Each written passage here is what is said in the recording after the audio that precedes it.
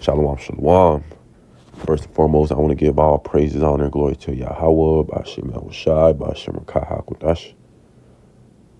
Double honors to the apostles and elders of the Great Millstone, who I learned the truth from and who do well. Peace, salutations to the 144,000, the rest of the 1/3, the large multitude. Unto you I say shalom.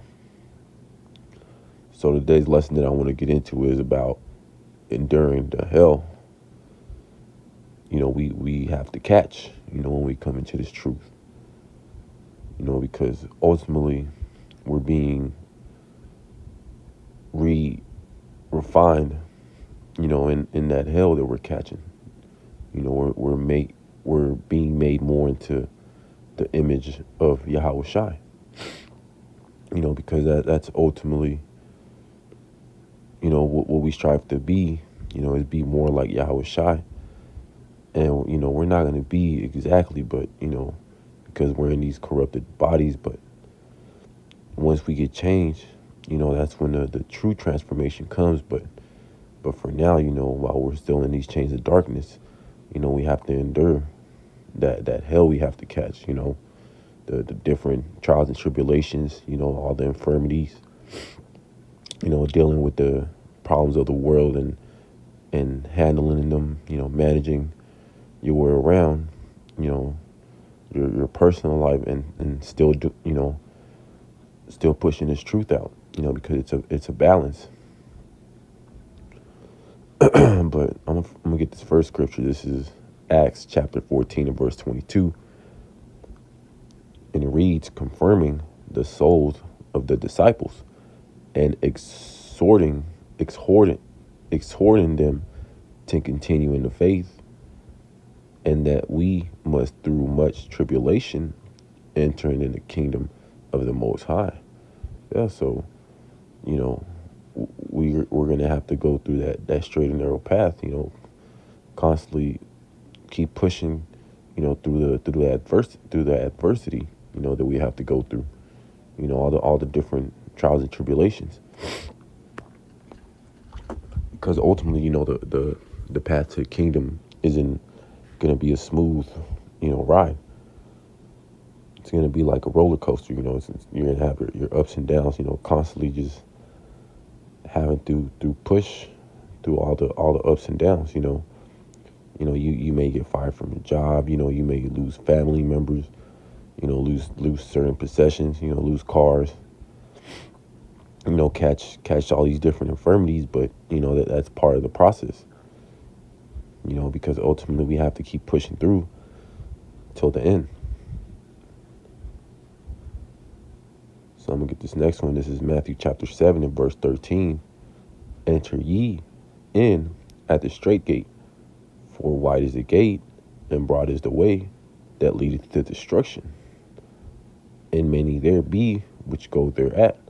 Yeah, so you're gonna have to go through that straight and narrow path, which that's the path that is gonna lead to catching the most hell, because ultimately when you come into this truth, it's about suffering. It's not about being comfortable. It doesn't cater to the flesh. That's why a lot of our people, they don't want to walk the straight and narrow path. They rather, take that broad way, which is going to lead to destruction ultimately. Because we're all going to have to go through that hour of temptation. But the elect are going to be kept from it. Because ultimately they walked in that straight and narrow path. Enduring in hell. And rejoicing at it, because ultimately when we catch all this hell, it hurts, but when it's all said and done, we're going to look back and thank Yahweh Ba'ashem Yahushai, for putting us through that, to make us better and ultimately not take that MOTB. Because a lot of our people are gonna take that wide and narrow path. Is going to lead them to take that mark and ultimately be destroyed. So I'm gonna get this next one. This is Sirach chapter 2 from the top. My son, if thou come to serve the Lord, prepare thy soul for temptation. Verse 2, set thy heart aright and constantly endure, and make not haste in time of trouble. Yeah, so when you come into this truth, you're going to be tempted, from all the different temptations that you had to deal with in the world. You know, Satan's going to constantly tempt you, with all the things you put away, when you came into this truth and became a new man, being born again. Because ultimately that's what this truth is about, enduring those temptations and rejecting the flesh, even though it hurts. That's how we're going to be made more in the image of Yahweh Shai, more of the spirit and less of the flesh. This is verse 3. Cleave unto him and depart not away, that thou mayest be increased at thy last end. So, cleave unto Yahweh Bashim Yahweh Shai and don't depart from that, because that's ultimately all we have is Yahweh Bashim Yahweh Shai, this precious truth, and this precious treasure in these earthly vessels. Verse 4, whatsoever is brought upon thee, take cheerfully, and be patient when thou art changed to a low estate. So, when you go through all those different trials and tribulations, catching that hell, take it cheerfully, because ultimately that's Yahweh Bashim Yahweh Shai chastising you to be better. Verse 5, for gold is tried in the fire, and acceptable men in the furnace of adversity. So just like gold is tried in the fire, we're going to be put in that fire too, to purge those impurities out, by catching all the different trials and tribulations.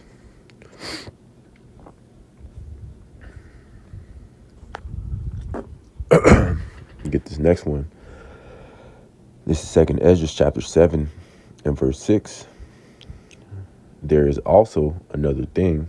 A city is builded and set upon a broad field, and it is full of all good things.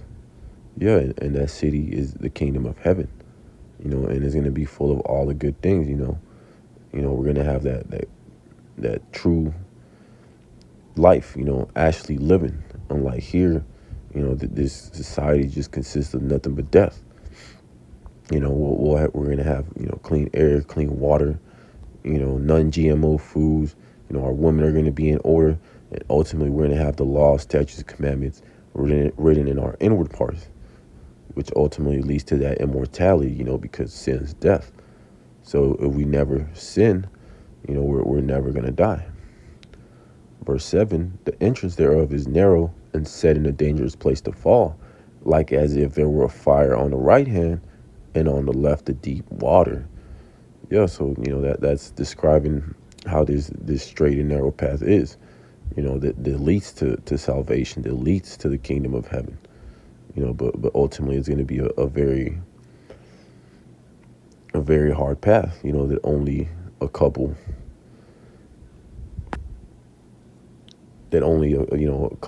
of people are willing to walk, which is going to be the elect.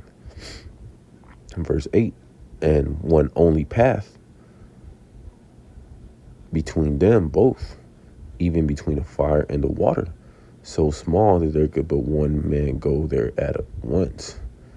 So that's describing how small and narrow that path is. Only one person can go therein at a time. Unlike the broad and wide path is going to lead to destruction. Verse 9, if this city now were given unto a man for an inheritance, if he never shall pass the danger set before it, how shall he receive the inheritance?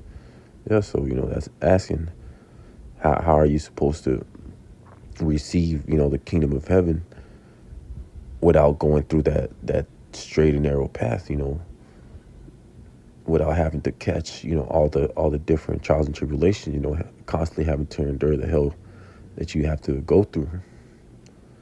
If you don't go through that straight and narrow path and catch all that hell, then how else are you supposed to get the city, the kingdom of heaven?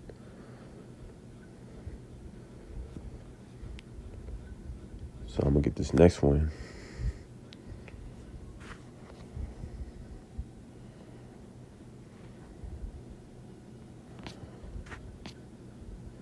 This is Matthew chapter 24 and verse 13. But he that shall endure until the end, the same shall be saved. Yeah, so ultimately we have to endure till the end. Keep pushing till the end. Because if we don't, we won't be delivered. So we have to endure till the end. Hey, but that's pretty much the point. I'm going to give all praises, honor, and glory that's due to Yahweh, Ba'ashem Yahushai, Ba'ashem Kakudash. Double honors to the apostles and elders of Great Millstone, who I learned the truth from and well. Be salutations to the 144,000 and the rest of the one-third, the large multitude, until you say Shalom.